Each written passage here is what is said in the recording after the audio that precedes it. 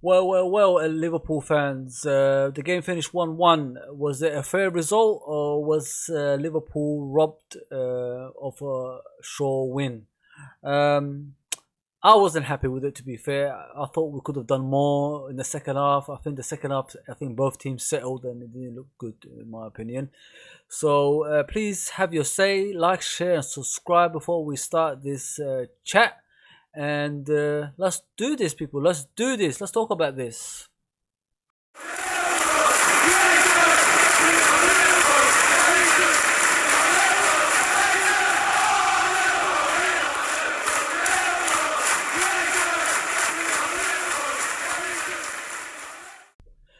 Hello everyone, welcome to LFC Reds Forever channel. The game finished 1-1. I was frustrated majority of the game, especially the chances we have. It's like we read this book before. That's what it looks like to me whenever I watch Liverpool Man City games. It gets frustrating. It's like we've been here before, we've seen the same thing happen before, and we still haven't learned. We've got to be clinical in front of the goal. We can't keep going to Man City's ground and then just getting a draw or a loss all the time. There is a time we've got to win, you know what I mean? And if we are the best team in England or in the world, we've got to like go to teams like City and win at their ground. Look at the City players, people. Just look at the City players compared to us. I think we've got a much better team. I think we've got better front line. I think we've got better midfielders. If everyone's fit with Thiago in there. And the defence, obviously with that Van Dijk, is a little bit weak. But we could cope. We can actually cope. Today, I didn't like the second half. I liked parts of the first half, but the second half was awful as well. So let's talk about the game. We got a penalty, well deserved.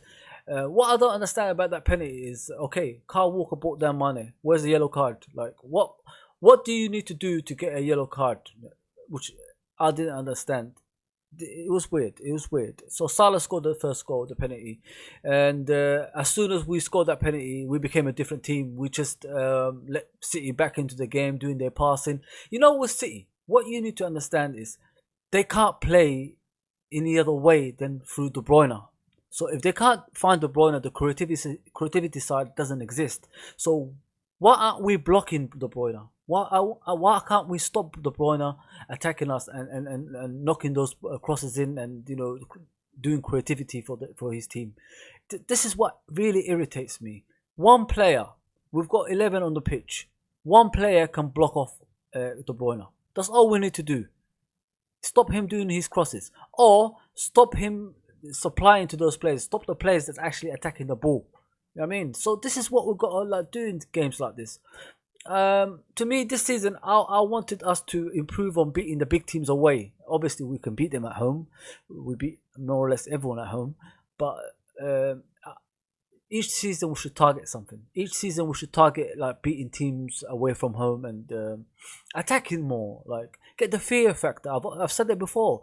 The problem with Liverpool is we haven't got the fear factor like City have. Like City can turn up to certain games, and the teams have already lost before the ball was kicked off. I mean, the team should just say, you know what, we'll give you a 3-0 win. Let's end the game here. This is what I'm looking at. This is what we need at Liverpool. This is what we need to do. We are champions, but in my opinion, we haven't got the fear factor yet. You know, like Sheffield United came to Anfield and they should have got something out of the game. You could say the same about West Ham. They should have got something out of the game. But when they go to City, like the Etihad, these things don't happen. City dominate the games. The teams are already lining up in front of their goal. And if they get a goal, it's through a counter-attack that City didn't defend well. So this is what we've got to do. We need that fear factor. We're the best team in the world at times, but we haven't got that fear factor. That's what we've got to work on. Each season, this is what we should be improving on. This season, we've got to improve on beating Man United away, Man City away. We can't do that now, but I'm saying things like that. This is what we've got to improve on this season. So next season is the fear factor. Teams from every parts of the country should be afraid to play Liverpool. We should turn up to games and show that we're here to win. I mean, all we have to do is do our bit and go away. Just win the game and go. This is what we've got to do.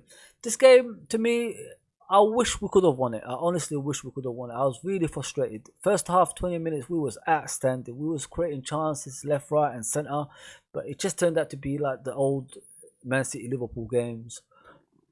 We just couldn't finish our chances off. Don't think we haven't got we didn't have any chances. Obviously we did, but it's just our finishing abilities. We just get a nosebleed when we're in front of goal against City for some reason. People, if it's another team, we'll score goals. If it's City, every season it's like the same book as the last season. It's like I've read this book before.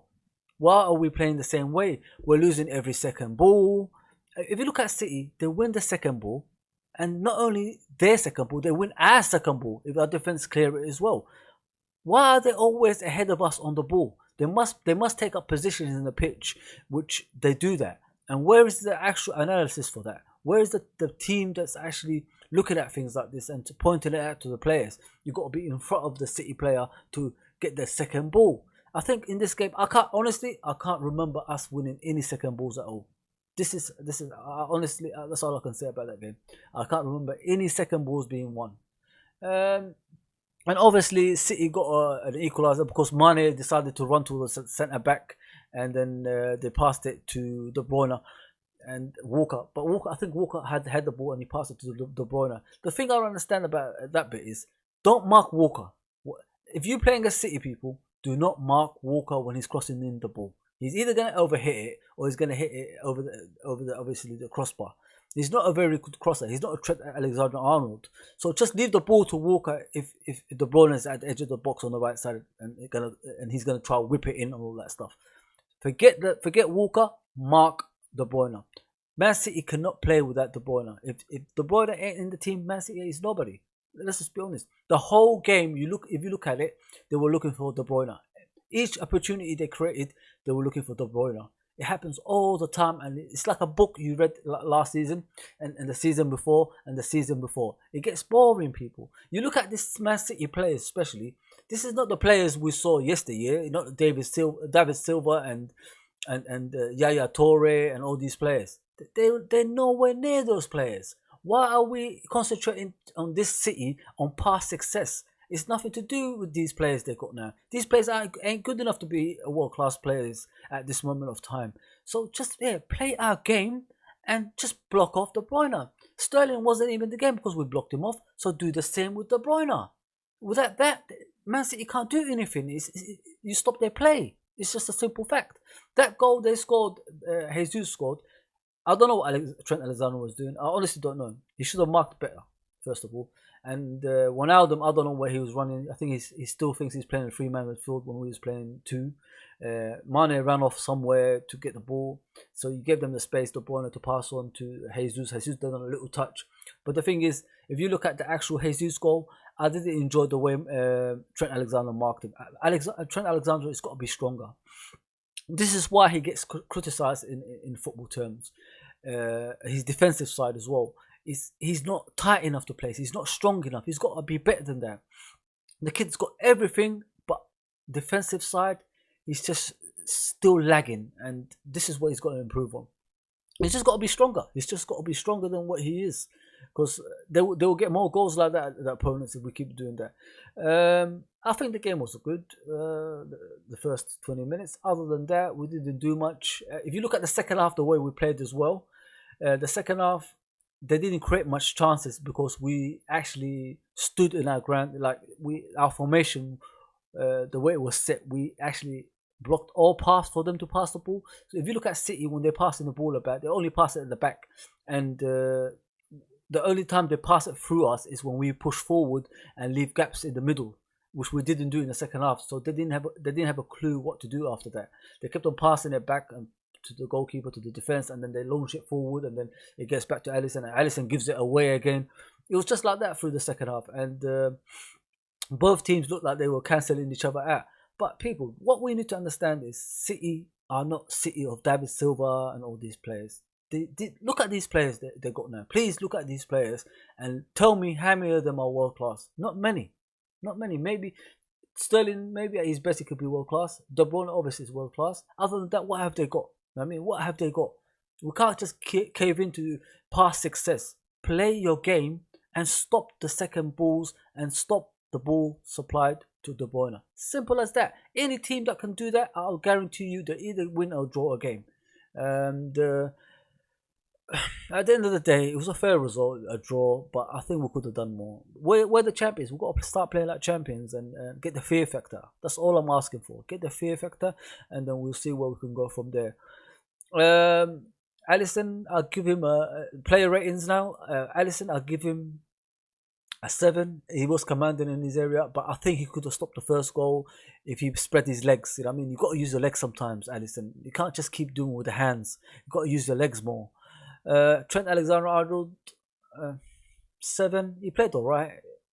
It's just that goal he conceded. He could have got an 8 if he didn't concede that goal. Matip, I'll give him an 8. He done outstanding coming back and stepping in from injury. Gomez, the 8. He done good today. I gotta be honest. That penalty wasn't his fault. What can we do against penalties, people? Like, you put the actual hand up out of leverage. When you run, you need to put your hands up, right? This is what happens. This is football. This is humanity. This is what we do. So I'll give him 8.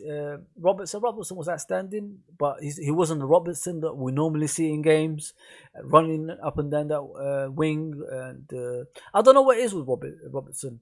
In these games, like especially against City, I don't see him perform like he normally does in other games, which is weird. It's really weird. I think this is the only games I see him in. He's not the same Robertson, but to be honest, he done all right. I give him a 7. One of them was outstanding, apart from the first goal, obviously.